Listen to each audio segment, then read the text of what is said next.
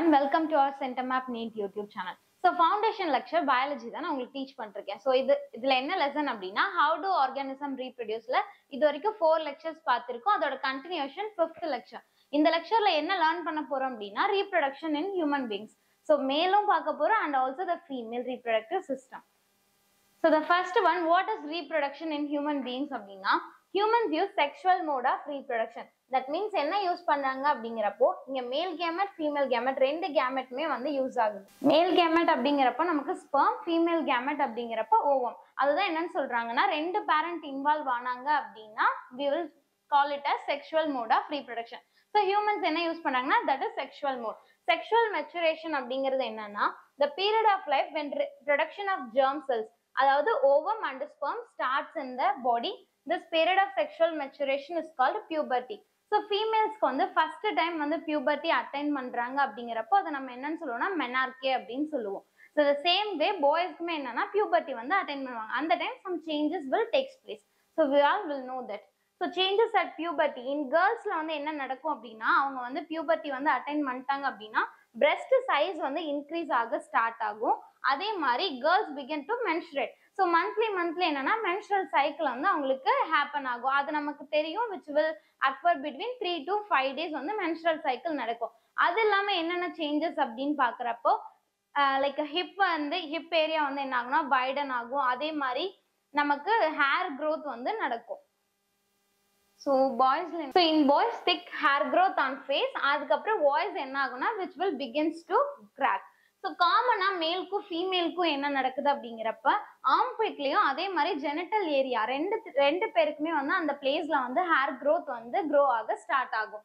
Then skin becomes oil and may result in pimples. So சில பேருக்கு என்ன ஆகும்னா oily skin வந்து ஸ்டார்ட் ஆகும், அதே மாதிரி பிம்பிள்ஸும் வந்து grow ஆக ஆரம்பிக்கும். இது எல்லாமே எப்படின்னா once puberty வரைக்குமே அது ஸ்டார்ட் ஆகுறது வரைக்குமே which will be normal skin அந்த மாதிரி தான் இருக்கும். ஒன்ஸ் நீங்க puberty ஸ்டேஜ் வந்து அட்டென்ட் பண்றீங்க அப்படின்னா உங்களுக்கு என்ன ஆகும்னா ஃபேஸ் வந்து ஆயிலியா இருக்கிறது, அதுக்கப்புறம் பிம்பிள்ஸ் வருது, தென் ஜெனிட்டல் ஏரியால ஆர்ம்பிட்ஸ்ல எல்லாமே ஹேர் growth இது எல்லாமே வந்து ஸ்டார்ட் ஆகும்.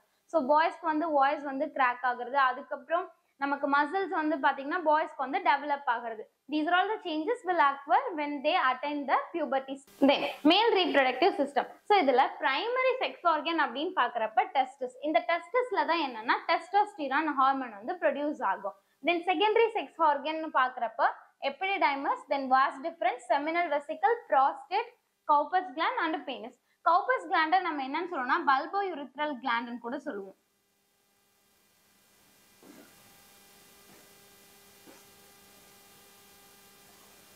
So this is the male reproductive system. So இங்க நீங்க பாக்குறது வந்து urinary bladder. So this is the urinary bladder. அதுக்கப்புறம் கீழே இருக்கிறது vas deferens. So இங்க நீங்க பாக்குறீங்க testis. இந்த testis வந்து எப்படி கவர் ஆயிருக்குன்னா ஸ்க்ரோட்டம்ங்கிற லேயர்ல வந்து கவர் ஆயிருக்கும். ஓகேங்களா? தென் இன்சைட் தட் எபிடிடைமஸ் இருக்கு, அதுல இருந்து வர்றது தான் வந்து நமக்கு vas deferens. தென் யுரெத்ரா, பீனஸ், தென் செமினல் வெசிக்கல், இந்த கிளாண்ட், இங்க வந்து prostate gland வந்து பிரசன்ட் ஆயிருக்காங்க. இந்த prostate கீழே பிரசன்ட் ஆயிருக்கிறது தான் என்ன அப்படின்னா which is Cowper's gland, that is bulbourethral gland. So prostate இங்க வந்து மென்ஷன் ஆயிருக்கு. So prostate கீழே உங்களுக்கு பிரசன்ட் ஆயிருக்கு அந்த gland தான் நம்ம என்னன்னு சொல்லுவோம் அப்படின்னா Cowper's gland or bulbourethral. Then testis are situated outside the abdominal cavity within a pouch called scrotum. So இப்பதான் அந்த இமேஜஸ்ல வந்து பார்த்தோம் testis வந்து எங்க பிரசன்ட் ஆயிருக்குங்கிறப்ப நம்மளோட பாடியில அவுட் சைட் தான் வந்து பிரசன்ட் ஆயிருக்கு. அந்த testis scrotumங்கிற ஒரு லேயர்னால வந்து கவர் ஆகியிருக்கு. ஓகேங்களா? The scrotum helps them maintaining the low temperature of the testis, that is 2 to 2.5 degrees Celsius lower than the normal body temperature. எதனால வந்து அந்த ஸ்க்ரோட்டம்ங்கிற லேயர் வந்து இந்த டெம்பரேச்சர் நம்ம பாடி டெம்பரேச்சரை விட எப்பயுமே 2 to 2.5 டிகிரி செல்சியஸ் வந்து லோவரா தான் இருக்கும். ரீசன் என்னன்னா அந்த டெஸ்டிஸ்ல தான் ஸ்பெர்ம் ப்ரொடக்ஷன் வந்து நடக்குது. அந்த ப்ராசஸ் என்னன்னு சொல்லணும்னா will call it as spermatogenesis. So that is the reason. So scrotum helps in maintaining the temperature between 2 to 2.5 degrees Celsius, which is lower than our body temperature. Then male germ cell அப்படிங்கிறது என்னன்னா sperms are formed here. Testis release male sex hormone, that is testosterone. Testosterone brings about changes in appearance seen in boys at the time of puberty. So testisங்கிறது primary sex organ. இதுல தான் வந்து testosterone hormone வந்து produce ஆகுது. இந்த testosterone hormone வந்து என்ன பண்றாங்க அப்படின்னா puberty time அப்போ பாய்ஸ்ல வந்து some changes will take place, right? So அந்த இந்த testosterone தான் வந்து கொண்டு வராங்க. அதே மாதிரி ஸ்க்ரோட்டம்ங்கிற லேயர் வந்து டெம்பரேச்சரை வந்து லோவரா வந்து வச்சிருக்காங்க. the reason is sperm production வந்து நடக்கணும். அதோட ப்ராசஸ்க்கு நேம் என்னன்னு சொல்லியிருக்கோம்னா spermatogenesis. Spermatogenesisனா ஒன்றும் இல்லை, sperm வந்து அங்க ப்ரொடியூஸ் ஆகுது, that is sperm production.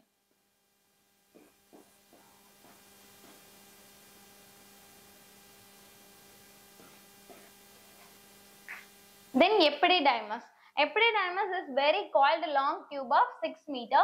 It is commonly known as the storehouse of sperm.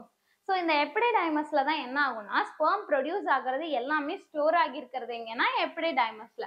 Then storage and activation of sperm takes place here. Its secretion also contributes to the seminal fluid. Seminal fluid அப்படின்னா ஒன்றும் இல்லை, which is the sperm. அதுல வந்து அந்த seminal fluidல வந்து sperm வந்து present ஆகியிருப்பாங்க. Then vas difference. Each epididymis continues from its lower end as vas difference.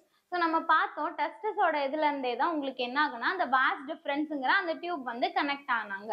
Then each vas difference units with a tube coming from the urinary bladder on either sides. Thus the urethra is the common passage for sperms and urine. யுரித்ரால தான் வந்து என்ன நடக்கும் அப்படின்னா urine பேசேஜும் அங்கதான் நடக்கும், அதே மாதிரி sperm பேசேஜும் வந்து அங்கதான் நடக்கும். இப்போ வாஸ் டிஃபரன்ஸ் நமக்கு என்சிஆர்டில ஒரு கொஸ்டின் இருக்கும், வாஸ் டிஃபரன்ஸ் கட் பண்ணிட்டா அப்படின்னா ஸ்பெர்ம் ப்ரொடக்ஷன் வந்து நடந்துட்டு தான் இருக்கும், ஆனா ஸ்பெர்ம் கேரி ஆகுமா அப்படின்னா the answer is no.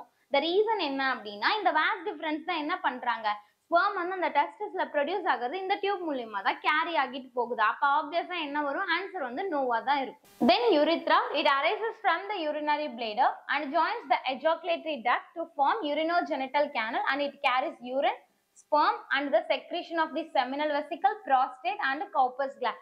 So எல்லா இந்த prostate then seminal vesicle, corpus gland இந்த மூணுமே என்னன்னா the glands which are helping. ஓகேங்களா? சோ இது எல்லாத்தோட செக்ரீஷனும் எங்க நமக்கு வரும் அப்படின்னா யுரித்ரால தான். Finally it opens at the tip of the penis. In male it is the common pathway for release of urine and seminal fluid. Then penis அப்படிங்கிறது which is a long thick muscular organ made up of mostly erectile tissue. இது எங்க வந்து இருக்கும் அப்படின்னா which is present at the outside of the body. Then we have accessory sex glands. அதுதான் என்னன்னா மூணு இருக்காங்கப்பா. The first one seminal vesicle, then prostate, then bulbourethral gland. So first one என்னன்னா seminal vesicle.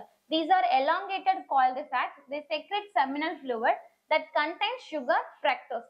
இந்த fructose என்ன பண்ணுவாங்க அப்படின்னா they will provide energy for the spermatozoa. So இவங்க என்ன பண்றாங்க, இந்த fructoseங்கிறது seminal fluidல present ஆகியிருக்கு. They are giving the energy to spermatozoa. Then prostate gland, bilobed structure which surrounds the urethra. It pours an alkaline secretion into the semen. Then corpus gland வந்து which is also known as bulbourethral gland. Already I have said the secretion of the bulbourethral gland helps in the lubrication of the penis. So lubrication க்கு help பண்றது யார் அப்படின்னா corpus gland. Then seminal vesicleல வந்து என்னன்னா fructoseங்கிற இது present ஆயிருக்கு, அந்த fructose வந்து எனர்ஜி வந்து கொடுக்குறாங்க. Then prostate gland வந்து என்னன்னா which will give alkaline secretion to the semen. Then we have the sperms formed are delivered through the vas deferens which unites with a tube coming from the urinary bladder. So urethra the sperms are common passage. உங்களுக்கு தெரியும் யுரித்ரால தான் வந்து ஸ்பெர்மும் carry ஆகுது and also urine, இது ரெண்டுமே வந்து carry ஆகுது. அப்ப என்ன சொல்றாங்கன்னா which is a common passage for both the sperms and also urine. Along the path of vas deferens, glands like prostate, then seminal vesicle and their secretion, so that sperms are now in a fluid which makes their transport easier, and this fluid also provides nutrition. The sperms are tiny bodies that consist of mainly genetic material and a long tail that helps to move towards the female germ cells.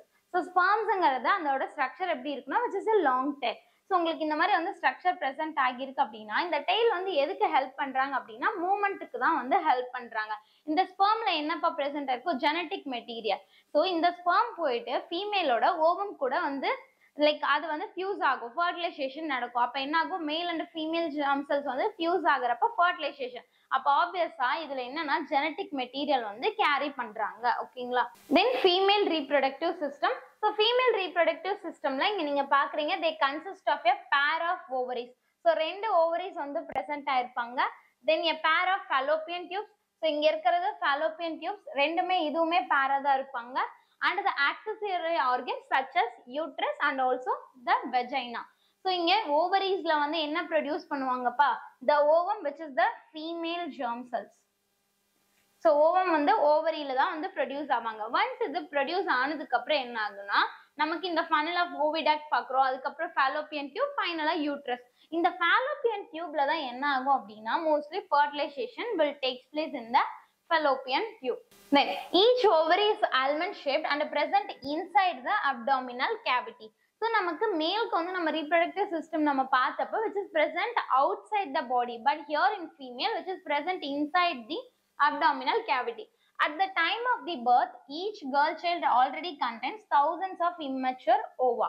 So ஒரு baby வந்து பொறுக்கிறப்ப எப்படி இருக்குன்னா ovum வந்து நிறைய வந்து present ஆயிருக்கும். Once வந்து நம்ம பியூபர்ட்டி வந்து அட்டைன் பண்ணதுக்கு அப்புறம் எப்படி இருக்குன்னா மந்த்லி வந்து அந்த ஒன்ஸ் வந்து அந்த ஓவம் வந்து ஒரு ஓவம் மட்டும் ப்ரொடியூஸ் ஆகும். ஓகேங்களா?